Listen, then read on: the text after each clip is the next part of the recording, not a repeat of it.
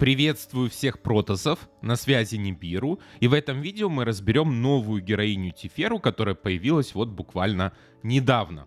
Давайте пройдемся по ней, посмотрим ее механику, изучим ее карты, эпифании и вообще поймем, нужна ли она, нужно ли ее крутить, если нет, почему, если да, тоже зачем вообще. Итак, Тефера, она у нас является зеленым контроллером, и забегая вперед, скажу, что это вот прям саппорт с большой буквы S. Давайте сразу посмотрим ее карты. Базовые карты, по моему мнению, ей вообще нафиг не нужны, и от них надо избавляться в первую очередь. Это вот тот персонаж, кому они реально не нужны. Да, возможно, некоторые скажут, что карты хилов и щитами, это если вы потенциал вкачаете, они кое-как, возможно, где-то зачем-то пригодятся. Но я категорически против, и, по моему мнению, повторюсь, все три базовые карты надо удалять. Итак, Quantum Seed. Что делает? Хил и призывает создает две карты архетипа в колоде и тянет одну из них. Вообще, надо сказать, что у Теферы основная механика заключается в ее архетипных картах. Что такое архетипные карты? Они перед вами. Есть три типа карт архетипных. Вы видите, что они также различаются по фигурам: круг, треугольник, квадрат, и дают разные эффекты. Все три карты являются карточками экс-хоста, что очень-очень хорошо для героев, которые нуждаются в экс-хост картах. У нас есть Найн, для которой Тефера будет идеальным союзником. Ну, я просто по-другому не могу сказать. Это очень-очень сильная связка. У нас есть Кайрон, который тоже очень может хорошо использовать Теферу в качестве второго союзника. И вообще, если мы так подумаем, то у нас сейчас эра экс-хост, у нас сейчас сезонный хаос на экс-хост, поэтому она будет в любом случае, даже независимо кому вы ей поставите, себя отлично показывать. Итак, у нас первая карта архетипа дает хил и 1 АП. Вторая карта архетипа щит и увеличение урона от первого удара следующей атакующей карты на 30%. Причем, так же как у Орлеи, вы можете разгонять этот баф до 300%. Далее. Третья карта хил и тянет одну карту архетипа. Вот эти вот три карточки мы можем создавать. И, соответственно, вот этим Quantum Seed скиллом мы создаем две карты рандомные и тянем одну из них. Так, давайте ознакомимся с эпифанием. Значит, первая вариация. Хил и три карты создает. Оригинал создает две, эта эпифания создает три. Далее. Хил, и мы тут выбираем, какую карту хотим, и создаем ее в руке и в колоде. То есть тут у нас элемент рандома минусуется. Здесь мы можем прям четко сказать: я хочу, значит, допустим, карту с хилом и одним АП. Все, мы ее именно и создаем. Третий вариант. Предугадываем, какую карту эпифании игра нам сделает. Создает одну карту, и если мы правильно угадали, то создает оставшиеся в колоде. Непонятно, что значит оставшиеся. То есть создает еще одну дополнительную, если мы угадали. Непонятный перевод, ребят, надо затестить. Давайте посмотрим. Нет, здесь тоже ничего дополнительного не указано. Надо будет на практике, что это такое. Но вот эта механика предугадывания, первый раз такую вижу. По-моему, я такого до этого не видел на картах. Если ошибаюсь, исправьте, у кого еще она есть. Далее. Создает три карточки в колоде, тянет одну из них, но это так же, как и вот первая вариация. Но здесь, смотрите, активирует ретейн эффект 2 раза на одной рандомной карте этого юнита. То есть у нее будет ретейн эффекты на других картах. Мы до них дойдем. И последняя карта апгрейда создает одну карту архетипа, и когда очки действия равны нулю, создает одну архетипную карту в руке и в колоде. Один раз заход. Мне здесь нравится самая начальная вариация. последняя с апгрейдом и вторая, потому что во второй вариации у нас нет элемента рандома, который есть в других версиях. Также вот карточка с ретейн, надо посмотреть, что у нее там за ретейн эффекты. Хорошо, поехали дальше. То есть с помощью Quantum Seed мы создаем карты архетипа и тянем их. Дальше. Form Convergence. Она как раз retain, тянет две карты архетипа и в 2 раза усиливает рандомный эффект на 1 ход. Причем рандомный. Рандомный, я так понимаю, может быть, допустим, вот если эту карточку вытянули, может быть хил, а может быть АП. Я так это понимаю. Но что именно? Рандом. Давайте смотреть, что здесь можно сделать с ней. Значит, первая эпифания. Тянем вместо 2 3 карты. И то же самое удваиваем эффект, но опять же рандомно. Вторая эпифания. Тянем 4 карты. Выбираем и эксхостим одну эксхост карт в руке.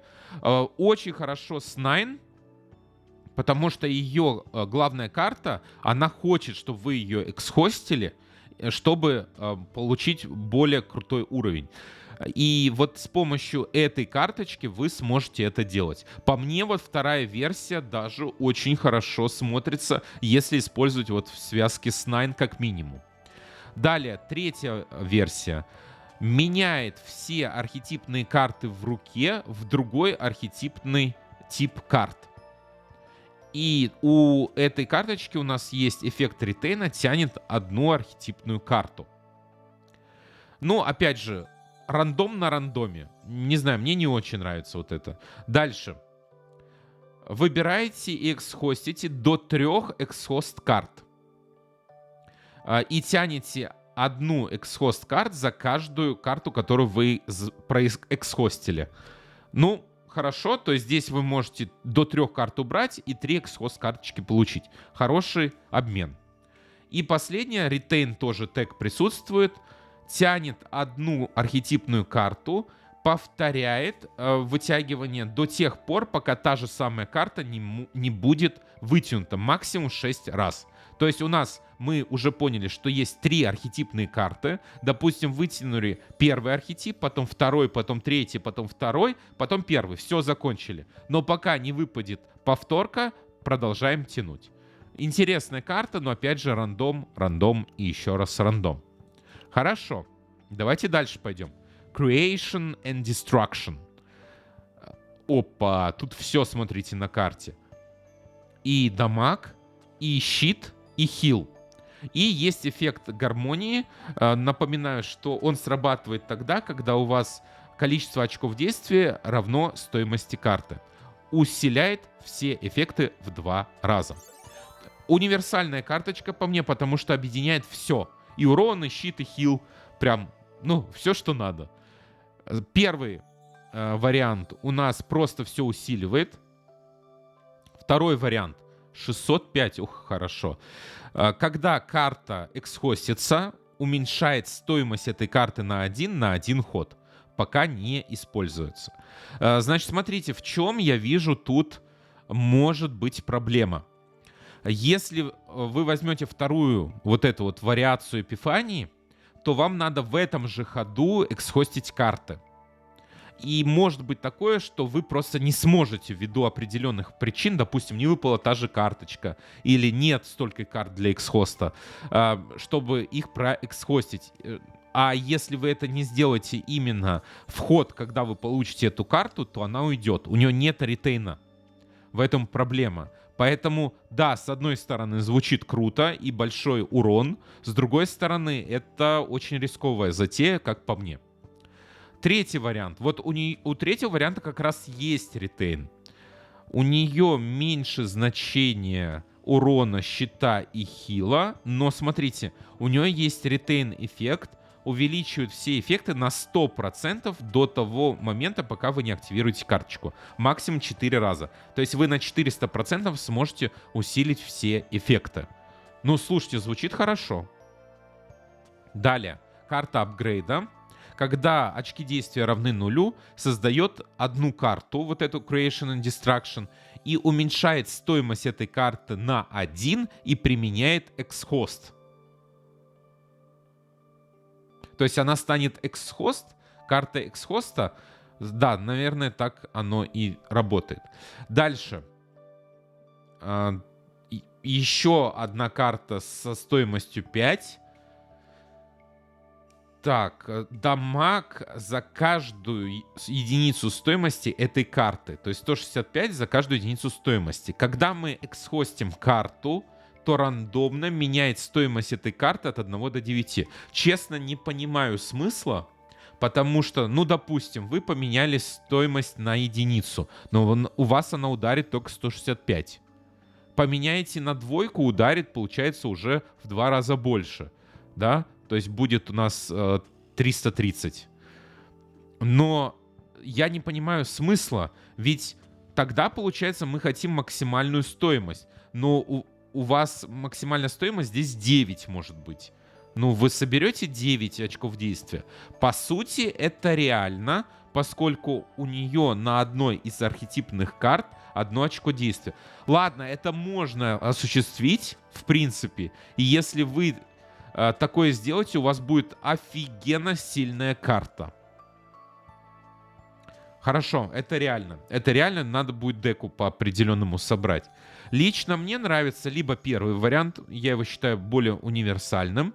Второй, но с опаской. Либо же вот вариант с апгрейдом, он более такой, скажем так, безопасный вариант. И плюс тут есть X-Host, что не может не радовать. Но в целом все варианты жизнеспособны, и надо просто смотреть, что выпадает, какую деку вы собираете. Дальше. Dual Creation. Карточка апгрейда. Когда две архетипных карты созданы, создает одну идентичную карту в нашем колоде сброса. Давайте смотреть, что здесь можно наворотить. Первая версия Эпифании, когда то же самое... ну тут, смотрите, разница в том, что появилась Initiation. То есть она будет в самом начале использоваться. Дальше, вторая версия. Когда 3 карты созданы, создает... тут смотрите, если у нас стандарт и первая версия именно в колоде сброса, то здесь у нас в руке мы создаем и применяем Retain к этой карте. То есть она станет ретейном. Мы тянем карточку, да, ну то есть создается карточка в руке, и она получает тег Retain, что достаточно хорошо. Третий вариант. Когда карта с квадратом была активирована, создает один другой архетип, опять же, в колоде сброса. Ну, это уже очень условно. То есть у нас, давайте посмотрим, квадрат — это нахил и вытягивание одной архетипной карты. Вот когда вы это активируете, то создает карту другого архетипа, причем какого вы не знаете. Опять же, рандом в колоде сброса. Ну, такое на самом деле себе. Дальше.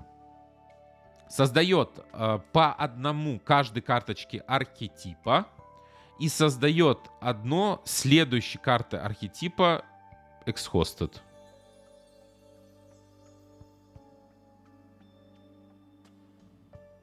То есть, когда мы их X-хостим, создает следующую еще одну карточку. Я так понимаю? То есть он создал 3 карточки на каждый архетип. Потом мы какую-то карту X-хостим, и создается еще одна карта архетипа. Так, что ли? Ну, по-другому я это описание не могу понять. Так, и последний вариант. Когда карта архетипа перемещается в руку, дублирует эту карту и удаляет рандомный эффект. Мы уже помним, что у нас были вариации, когда мы дублируем какой-то эффект рандомно. Вот с помощью этого апгрейда, да, оно будет дублировать карточку, но убирать вот этот увеличенный рандомный эффект. 5 раз заход. Вы 5 раз сможете дублировать. Ну, звучит, кстати, достаточно интересно.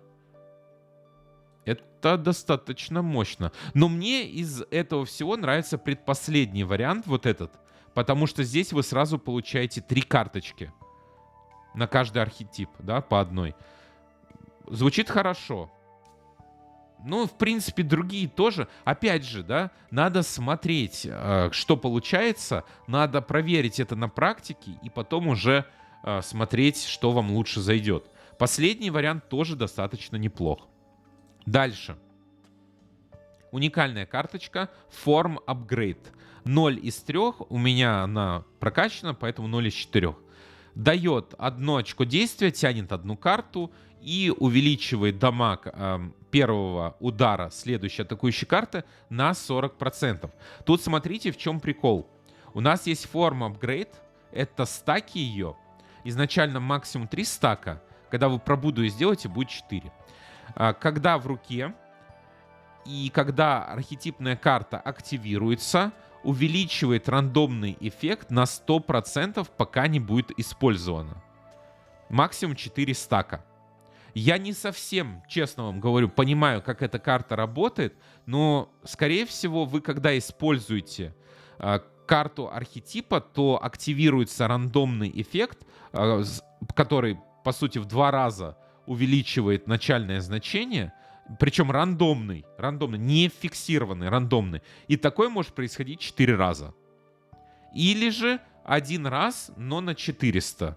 Да, наверное, 1 раз на 400. Тут же 4 стака. Да, на 400. То есть 4 раза эффект может возрасти. Непонятно с другой стороны. То есть вы сперва должны применить архетипную карту, чтобы... Ну да, наверное, это так работает. То есть вы выбиваете эту карту, выбиваете архетипные карты, используете архетипную карту, и когда вы используете архетипную карту, то копятся стаки. И усиливают рандомный эффект на этой карте какой-то. И потом, когда вы уже все использовали, в конце вы используете эту карточку. Я так понимаю. И здесь в качестве рандомного эффекта может выпасть либо очки действия, либо количество карт, которые вы вытянете, либо усиление урона.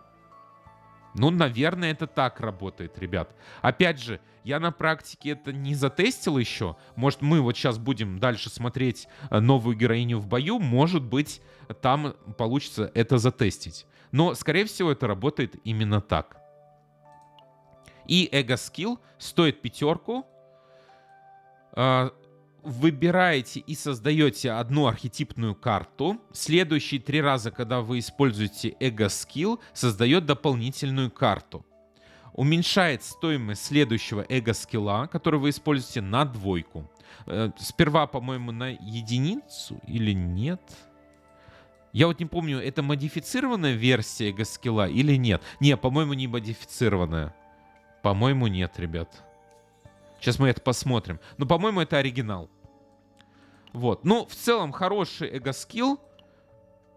Хорошо зайдет, поможет взять архетипную карту, которую нам надо, дополнительные карты даст и уменьшит стоимость следующего эго-скилла на 2. То есть, если мы это минусанем, по сути, он стоит 3 тогда, получается. Что ж, давайте теперь к пробудам. Вот первый вариант... Как раз я вам говорил, что это видоизменено, потому что в оригинале 3 стака. С первой пробудой 4 стака. Далее. Вторая пробуда по мне очень-очень вкусная. И желаю, чтобы вам сразу же 3 теферы выпали, и вы смогли активировать прям сразу же вторую пробуду. Значит, что она делает? Мы помним, что на ее архетипных картах есть фигурки. Так вот, она... эти фигурки запоминает, и как только мы набираем 3 фигурки, активируется соответствующий эффект. То есть, если мы посмотрим, вот, смотрите, у нас активируется тот или иной эффект. Давайте еще раз точно прочитаем. Когда эффект фигурок стакается до 3, то создает одну карту, состоящую из настаканных фигурных эффектов. То есть, смотрите, вы, допустим, настакали Хеллы, это тогда, я так понимаю, круг. Второй эффект — это треугольник, усиление атаки. И вытаскивание карты — это квадрат. Ну, соответственно, как настакали, так и выпадет. Очень классная тема, потому что она играется пассивно и, по мне, так очень-очень хорошо вписывается в ее механику, поскольку вы все равно будете юзать ее архетипные карты и тем самым, сами того не подозревая, будете активировать этот эффект. Эту карточку вы можете получить один раз за ход. Очень классная штука, дополнительный бонус, по мне так супер. Повторюсь, по мне так вот эта вторая пробуда очень-очень вкусная. Дальше, третья пробуда, вот как раз про что я говорил, усиление ее эго-скилла. И если мы посмотрим, у нее может теперь стоимость следующего снижаться на 3, следующего примененного эго-скилла. И следующие 3 раза, когда мы эго-скилл используем, создает дополнительную карту. В оригинале было 2. Далее, четвертая пробуда. Когда мы используем архетипную карту, получает силу архетипа. Что делает сила архетипа? Увеличивает дамаг атакующих карт союзников на 5%, увеличивает зеленый атрибут на атаке всех союзников на 5% и увеличивает атаку от защиты союзников тоже на 5%. В конце хода убираем, то есть это на один ход действует, и максимум 2 стака, то есть может быть все на 10%. Очень круто, это классно бафнет союзников. И это так же, как и вторая пробуда, играется очень естественно с ее механикой архетипных карт. Вот четвертая пробуда тоже очень-очень хороша, но до нее дойти, конечно, крайне сложно будет. Пятая, понятно, и шестая. Вот для меня тут не совсем ясно, что имелось в виду. Второй абзац ясен. В начале боя меняет эффект дамага на треугольной карте с 30 до 35% и максимальное настакивание урона с 300 до 350%. Это окей. Но первый абзац мне не ясен. Что тут конкретно? Ну, то есть понятно, что меняется. Да, меняется. Но тут написано «No change it to not be consumed». Ну, короче, кто разобрался, я не знаю, насколько это вообще актуально, шестая пробуда, но, по сути, тут идет усиление треугольных карт. Да? Запоминаем. Что ж, с этим разобрались. Давайте в потенциал заглянем. Я уже немножко прокачал. Значит, первый нод уменьшает количество хила на базовой карте до 70%, но дает щит. То есть карта будет выглядеть вот так. Изначально тут только хил 100. С вот этой прокачкой, да, с вот этим нодом будет и щит, и хил. Дальше, второй нод.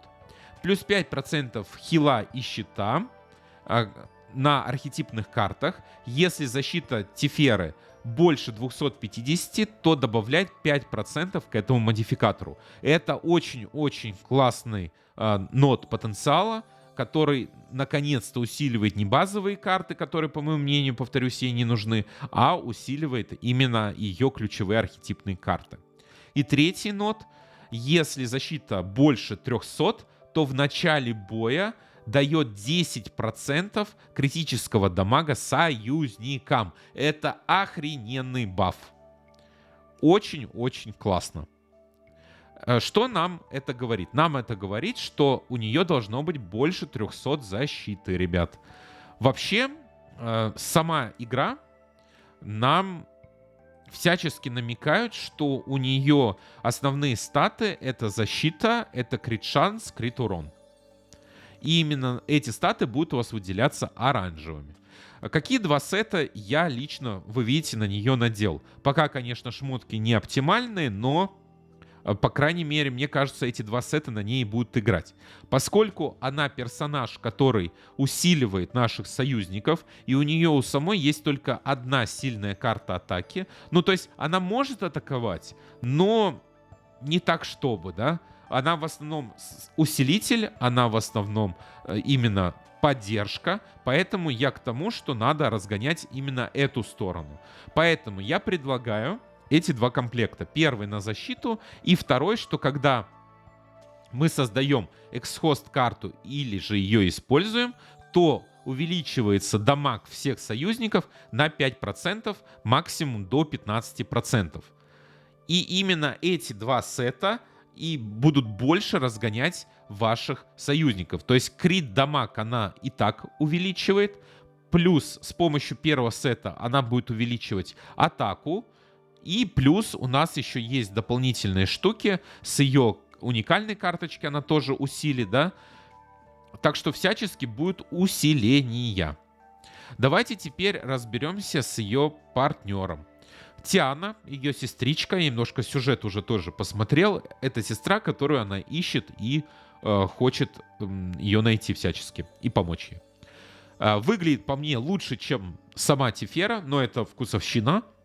Увеличивает защиту, а нам надо увеличивать защиту.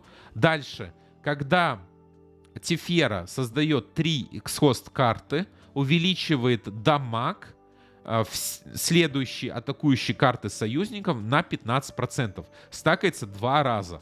То есть может 30% быть. Очень хорошо. Это еще внеочередное усиление защиты, говорю, атаки. Будет еще... Короче, по сути, у нас усиление на усиление и усилением погоняется. Просто какое-то неимоверное количество усилений. И по мне это очень круто, ребят. Получается, Тифера в себе заменяет и Мику, причем намного, по моему мнению, круче, чем Мика. Она может реально наспамить вам очки действия.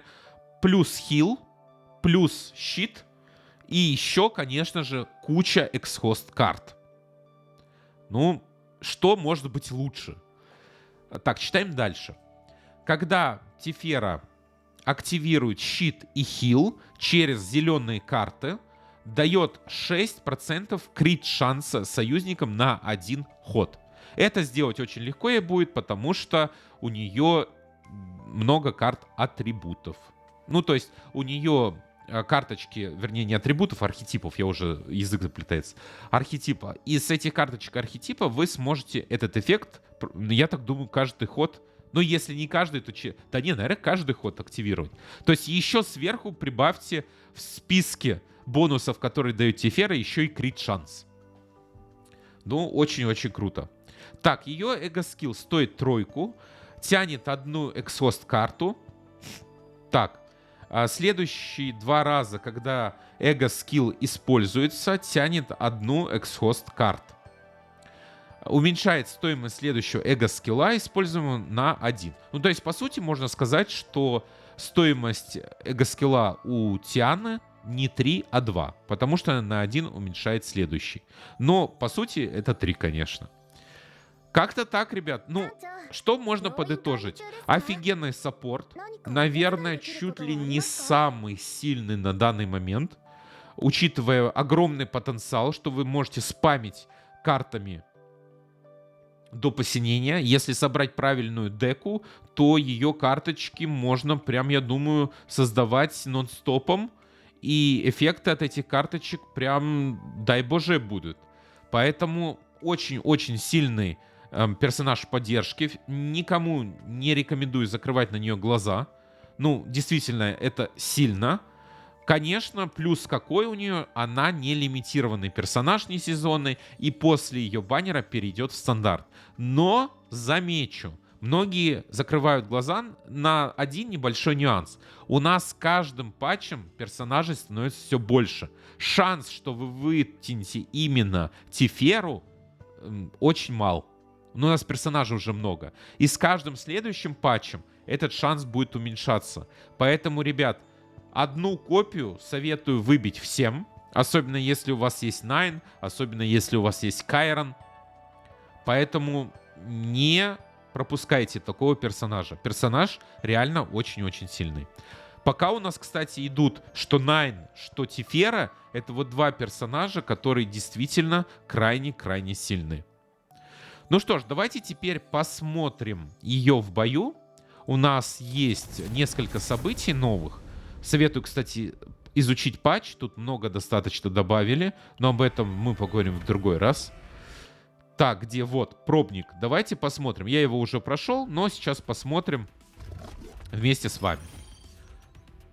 Вот нам говорят, что архетипные карточки вы можете использовать для усиления. Все хорошо, все хорошо. И поддержка союзников. Ну давайте, погнали. Значит, апгрейдимся и тянем две карты. У нее есть две карты? Нет, у нее нет две карты. А вот теперь будет. Неправильно использовал, ну да ладно. Вытянули на 1 АП. Используем. Так, хил и дамаг. Пока ничего интересного не получилось сделать. Так, теперь. Вот она, эта карта, которую я хотел потестить. Теперь давайте, вот, кстати, практический тест будет у нас. Мы помним, что здесь накапливается стак форм апгрейд. Давайте я теперь... Мы запомнили 1, 1, 40. 1 АП, дро 1 и 40 усилений. Теперь я применяю карту архетипа. Погнали. Да, смотрите, усилилась. Все правильно. По сути, мы должны набрать сейчас 3 стака. Смотрите, опять. Почему-то мне падает в атаку. Ну ладно. Так, нет, это нет. И это тоже нет. Ладно, тогда давайте я применю. Очень красивая анимация, кстати, у этой карточки. И теперь... Нет, не теперь. У нее эффект гармонии, поэтому не забываем. У нас нет карт архетипа. Так, давайте вот так сделаем. И теперь бьем. Вот так.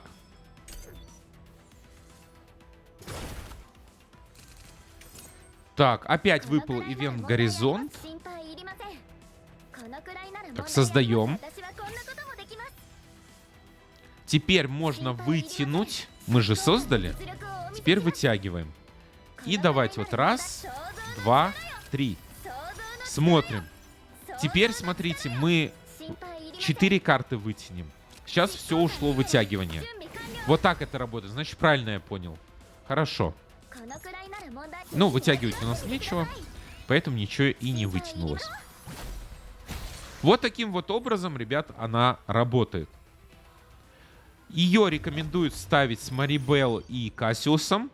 Я от себя буду использовать сперва пачку Кассиус, Тифера и Найн. Именно в такой версии я хочу сперва посмотреть, как себя она покажет. Потому что мне кажется, это будет прям топ-пачка. Если вы какие-то уже комбинации протестили, напишите в комментариях, какие. Потому что, я думаю, их не одна и не две, их несколько. Так, давайте заряжаемся. Понижается стоимость вот этой карты. Отлично. Так, что-нибудь можем вытянуть? Хорошее. Давайте что-нибудь попробуем. Ну, вот это вытягивать как-то не хочется. Вот эту можно вытянуть. Все, давайте. Раз. Два. Ну, отличный урон.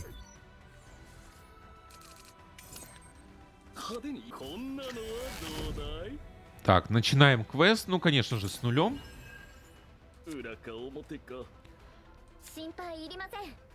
Ну, блин, вот... Нам бы, конечно... вытянуть сейчас архетипные карты. Но, к сожалению, мы их не вытянем, да? У нас нет архетипа, смысла использовать нет. Ладно. Не совсем, наверное, оптимально использовать эту карту, когда мы не настакали эффект. Так, давайте раз. 派手に行こうかね。もう一度振ってみようか。私がやります。この執行官の実力をお見せ。もう一度振ってみようか。Квест сделали, отлично. Много урона нанесла. 心配いりません。 Так, 派手 давайте. に行こうかね。 Нет. 裏か表か。 Посмотрим. 試してみよう。 Так, раз, два. Ну, давайте вот эти две. Квантум Сит, отлично. Сейчас еще одна прилетит. И теперь используем, понижаем стоимость. Так, у нас квест выполнился. もう一度振ってみようか。 Теперь все и убиваем его. Отлично. Таким образом, у нас Тифера, повторюсь, отличнейший саппорт. Советую всем ее выбивать. Прям стопроцентная рекомендация. И желаю вам, чтобы она выпала с первой десятки или даже с первой крутки. Что ж, всем спасибо за внимание и до встречи на следующем видео либо стриме. Пока-пока.